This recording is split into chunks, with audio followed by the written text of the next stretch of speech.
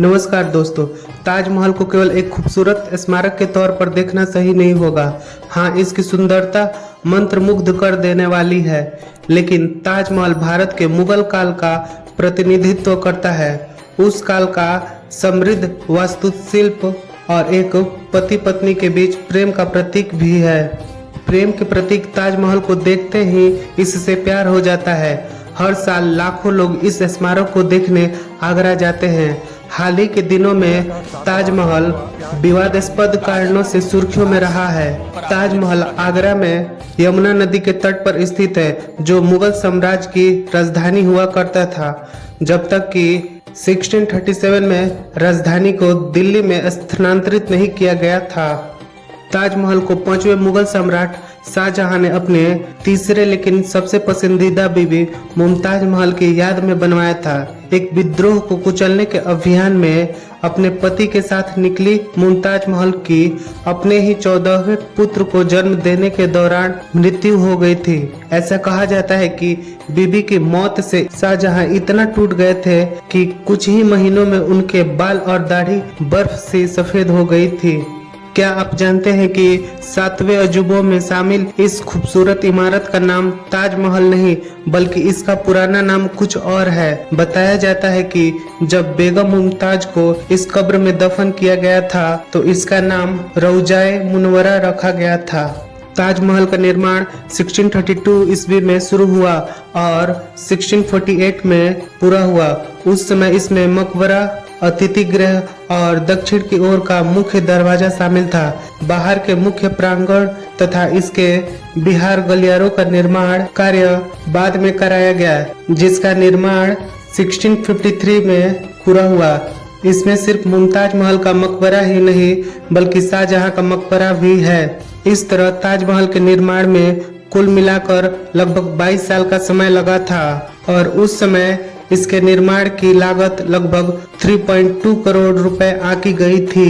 अरबी भाषा में लिखे गए बहुत से ऐसे ऐतिहासिक और कुरान से प्राप्त लेखों के आधार पर ताजमहल के काल कार्य को निर्धारित किया जा सकता है। इसके निर्माण के लिए राजमिस्त्री, पत्थर काटने वाले, जड़ने वाले, बढ़ई, चित्रकार, सुलेख, गुणबंद बनाने वाले और अन्य कारीगरों को पूरे मुगल साम्राज्य, मध्य एशिया और ईरान से लाए गए थे। इसके मुख्य वास्तुकार उस्ताद अहमद लाहौरी थे। ऐतिहासिक दस्तावेजों के मुताबिक इसे लगभग 20,000 कारीगरों ने मिलकर बनाया था। ताजमहल एक बड़ा सफेद गुंबददार मकबरा है, जो हर कोने पर 4 लंबी मीनारों से घिरा हुआ है। इसकी बाहरी भाग सफेद संगमरमर से बना है। मुख्य भवन में शाहजहां और मुमताज महल की यादों में 2 मकबरे बनाए गए हैं। ऊपरी हिस्सों में बने मकबरे केवल नकल मात्र है, जबकि असली मकबरे इमारत के निचले हिस्से में मौजूद है। ताजमहल के मकबरों के चारों ओर जो सुंदर जाली है, उसमें बहुमूल्य पत्थर जड़े हुए हैं। ताजमहल के दोनों ओर लाल बलुआ पत्थर से बनी 2 इमारतें, एक मस्जिद और एक सभा हॉल है। ताजमहल के परिसर में बगीचे भी है और एक लंबा खूबसूरती से डिजाइन किया गया पुल भी है। 4 वादों की कहानी। किंवदंतियों के अनुसार मुमताज महल ने शाहजहां से 4 चीजों का वादा लिया था। वे ताज का निर्माण करेंगे, वे उसकी मृत्यु के बाद फिर से शादी करेंगे, वे अपने बच्चों के साथ अच्छा व्यवहार करेंगे और वे उसकी हर पुण्यतिथि पर मकबरे का दौरा किया करेंगे। हालांकि शाहजहां का खराब स्वास्थ्य के कारण और अपने ही बेटे और सिंहासन के उत्तराधिकारी औरंगजेब द्वारा घर में नजरबंद रखे जाने के कारण अपना आखिरी वादा लंबे समय तक नहीं निभा सके। एक और किंवदंती भी है, जब बीमार शाहजहां को औरंगजेब ने कैद कर लिया था, तो वे अपने सामने की दीवार में लगे हीरे के मध्य से अपने बिस्तर पर लेटे लेटे स्मारक को देखा करते थे। ताजमहल दिन भर अपना रंग बदलता है।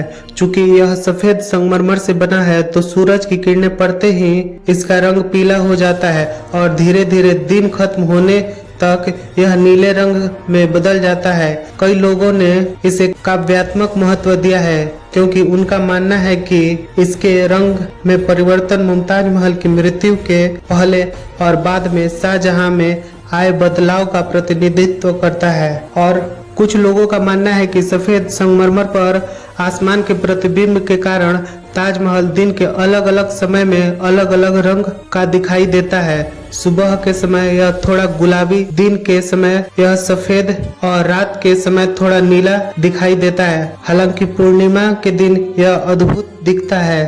ताजमहल के मीनारों को थोड़ा बाहर की ओर झुकाकर बनाया गया था, लेकिन क्यों? मुख्य मकबरे को नष्ट होने से बचाने के लिए इसका निर्माण इस तरह से किया गया था ताकि अगर कभी मीनारें गिरती है तो उनके बाहर की ओर गिरने की संभावना ज्यादा होगी। इससे मुख्य मकबरे को कोई नुकसान नहीं पहुंचेगा। उत्तर प्रदेश में आगरा शहर ताजमहल के कारण दुनिया भर में मशहूर है और लाल किले के लिए भी। हालांकि यह ताज जितना प्रसिद्ध नहीं है, लेकिन क्या आप जानते हैं कि ताजमहल का मूल रूप से आगरा में नहीं बनाना चाहिए था? मुमताज महल की मृत्यु बुरहानपुर नाम के शहर में प्रसव के दौरान हुई थी, जो वर्तमान में मध्य प्रदेश में स्थित है।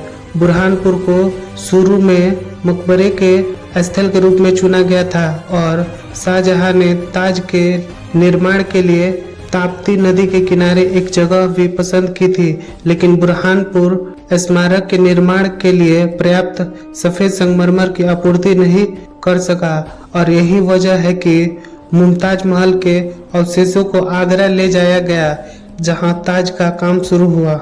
किंवदंतियों के अनुसार शाहजहां यमुना नदी के किनारे काले संगमरमर से एक काला ताजमहल बनाना चाहते थे, लेकिन कथित तौर पर इस विचार को छोड़ दिया गया था। नदी के उस पार के महताब बाग में काले संगमरमर के पत्थर के खंडहर पाए गए, लेकिन 1990 के दशक में खुदाई से पता चला कि संगमरमर के पत्थर सफेद ही थे, जो समय के साथ काले हो गए थे। यह वास्तव में एक किंवदंती थी या शाहजहां की वास्तविक इच्छा, इसका उत्तर इतिहास में कहीं गुम है। ताजमहल के निर्माण के बारे में एक कहानी कही जाती है कि शाहजहां ने इसे बनाने वाले सभी मजदूरों के हाथ काट दिए थे ताकि कोई भी भविष्य में इस स्मारक की नकल ना कर सके, लेकिन कई जाने माने इतिहासकारों का कहना है कि यह कहानी झूठी है और शाहजहां ने कभी भी मजदूरों के हाथ काटने का आदेश नहीं दिया था। खास तौर से इतिहासकार एस इरफान हबीब ने ऑल्ट न्यूज से बात करते हुए कहा था कि इस कहानी को सही साबित करने के लिए कोई सबूत नहीं है।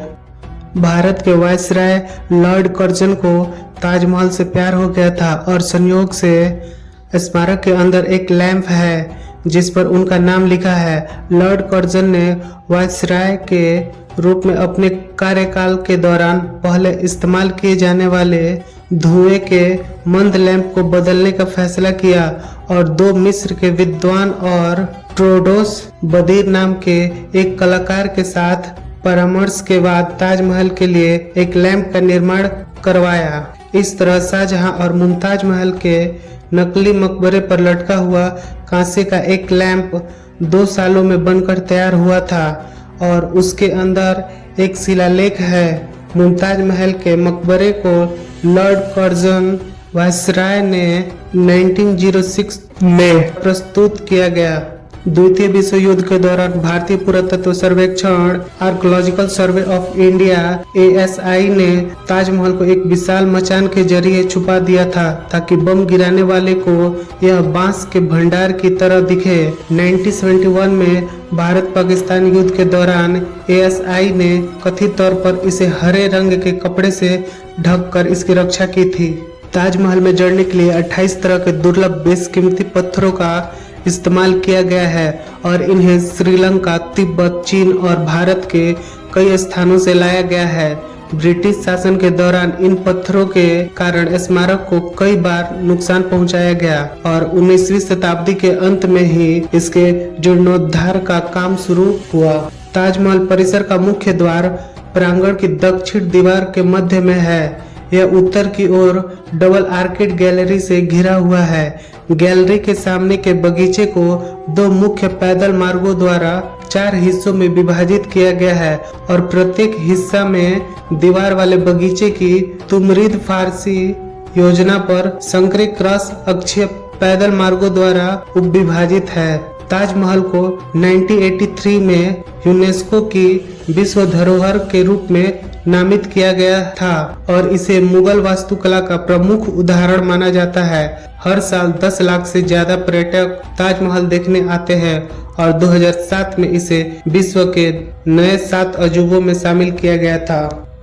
ताजमहल के नीचे तहखाने में कई कमरे बने हैं जो सबसे ज्यादा चर्चा का विषय रहते हैं। दुनिया का 7वां अजूबा प्यार की निशानी। कहा जाता है कि इतिहास तथ्यों पर आधारित होता है, ना कि भावनाओं पर। कैसा इतिहास, कहाँ का इतिहास, कौन सा इतिहास? याचिकाकर्ता की मांग है कि ताजमहल में मौजूद 20 बंद कमरों को खोला जाए। ताजमहल पर अध्ययन करने वाली एमा कोच बताती है कि इन कमरों का इस्तेमाल विशेष रूप से गर्मियों के दिनों में किया जाता था। यहाँ पर कई कमरे यमुना नदी की ओर बने हुए हैं। कोच बताती है कि तहखाने में बने कमरे तक पहुँचने के लिए एक पतला गलियारा है जिसके जरिए रिवर फ्रंट वाले कमरे तक पहुँचा जा सकता है। कोच अपनी रिसर्च में बताती है कि यहाँ पर 7 बड़े कमरे बने हुए हैं और 6 सामान्य कमरे, लेकिन इनके अलावा सबसे दिलचस्पी 2 ऐसे कमरे हैं जिनमें 8 कोने हैं। इन कमरों में सुंदर मेहराब बने हुए हैं और बारीकी नक्काशी है। रिसर्चर बताते हैं कि तहखाने में बने कमरे बेहद सुंदर और हवादार हैं, इसीलिए यह बादशाह और उनकी बेगम को ठंडी जगह मुहैया कराते होंगे। इतिहासकार राणा सफावी बताती हैं कि 1978 के दौरान में आई बाढ़ में तहखाने में पानी भर गया था और इस दौरान यहाँ पर दरारें देखी गई थी। तब से इन्हें आम लोगों के लिए बंद कर दिया गया। वह कहती हैं कि वहां पर कुछ भी नहीं है।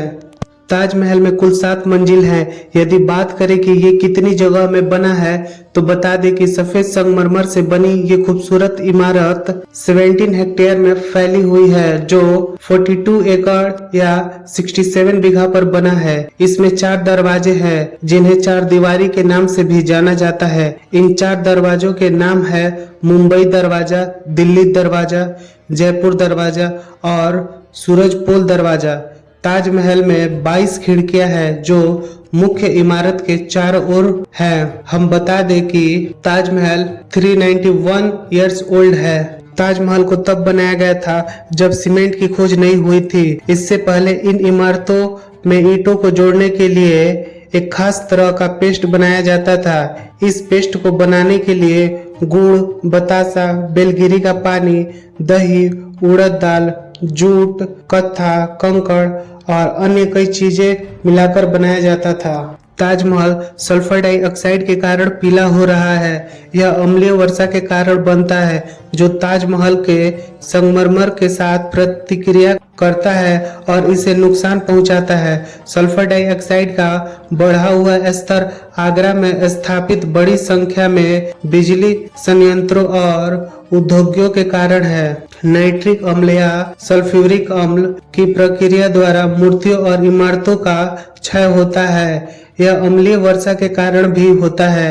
यह बारिश कैल्शियम को घोलकर और नमक बनाकर संगमरमर के स्मारकों का क्षय करती है, जिसे संगमरमर के कैंसर भी कहते हैं। हवा में मौजूद धूल और कार्बन के कण ताजमहल पर जम जाते हैं। इससे संगमरमर की चमक लगातार फीकी पड़ रही है। इसे भी ताजमहल के सौंदर्य के बिगड़ने का सबसे बड़ा कारण माना जाता रहा है। ताजमहल खुलने का समय हर दिन सूर्य उदय से सूर्य अस्त तक यानी सुबह 6 बजे से शाम 6:30 तक ताजमहल खुला रहता है। शुक्रवार को ताजमहल बंद रहता है और केवल दोपहर में मुस्लिम समुदाय के लोगों के लिए नमाज अदा करने के लिए खुलता है। टूरिस्ट या आम जनता महीने में केवल 5 दिन ही रात में ताजमहल देखने जा सकते हैं। पूर्णिमा के दौरान स्मारक रात 8:30 से रात 12:30 तक रात के नज़ारे के लिए दरवाजा खुला रहता है। इसके अलावा पूर्णिमा के 2 दिन बाद और पहले कुल मिलाकर 5 दिन। अगर आप भी इस वीडियो को देखकर ताजमहल देखने जाने का प्लान बना रहे हैं तो हम आपको बता दें, भारत के लोगों के लिए एंट्री फी 50 रुपए प्लस मुख्य मकबरे के लिए 200, बिम्स्टेक देशों के नागरिकों के लिए 540 एंट्री फी प्लस 200 रुपए मुख्य मकबरे तथा विदेशी पर्यटक 1100 एंट्री फी प्लस 200 मुख्य मकबरे के लिए। Archaeological survey of India ASI द्वारा दिए गए आंकड़ों के अनुसार ताजमहल में प्रतिदिन 35,000 से 40,000 पर्यटक आते हैं, लेकिन सप्ताहांत और छुट्टियों के दिनों में यह संख्या बहुत बढ़ जाती है तथा कभी कभी यह संख्या 60,000 से 70,000 तक पहुंच जाती है। टॉप 10 स्मारकों में साल भर में अर्जित 55 करोड़ आय में ताजमहल की हिस्सेदारी 25 करोड़ है। क्या आप जानते हैं कि भारत के मशहूर ठग नटवरलाल का असली नाम मिथिलेश कुमार श्रीवास्तव था। इनका जन्म 1912 में बिहार राज्य के सिवान नाम के जिले के बंगरा गांव में हुआ था। वह हमेशा ठगी के लिए शहर बदलता रहता था। लोगों को धोखा देने के लिए उपन्यासों से पढ़कर आइडिया इस्तेमाल करता था। ठगी में नटवरलाल इतने शातिर था कि उसने 3 बार ताजमहल, 2 बार लाल किला, 1 बार राष्ट्रपति भवन और 1 बार संसद भवन तक को बेच दिया था। राष्ट्रपति राजेंद्र प्रसाद की फर्जी साइन करके नटवरलाल ने संसद भवन को बेच दिया था। ताजमहल में रात में रोशनी नहीं होती है क्योंकि यह कीड़ों को आकर्षित करेगा और यह सफेद नाजुक संगमरमर को नष्ट कर देगा, साथ ही रोशनी से नुकसान होगा। ताजमहल को बचाने के लिए वायु प्रदूषण को नियंत्रित करने और अम्लीय वर्षा तथा वायुमंडलीय प्रदूषक से बचाने के उपायों को लागू करना चाहिए। साथ ही औद्योगिक गतिविधियों को सीमित करना चाहिए तथा स्वच्छ ईंधन को बढ़ावा देकर और आसपास के क्षेत्रों में अपशिष्ट प्रबंधन प्रथाओं में सुधार करके किया जा सकता है। अगर आप ऐसे ही इंटरेस्टिंग वीडियो देखना चाहते हैं तो हमारे चैनल को अभी सब्सक्राइब करें और साथ ही कमेंट में अपनी राय दें कि आपको यह वीडियो कैसा लगा।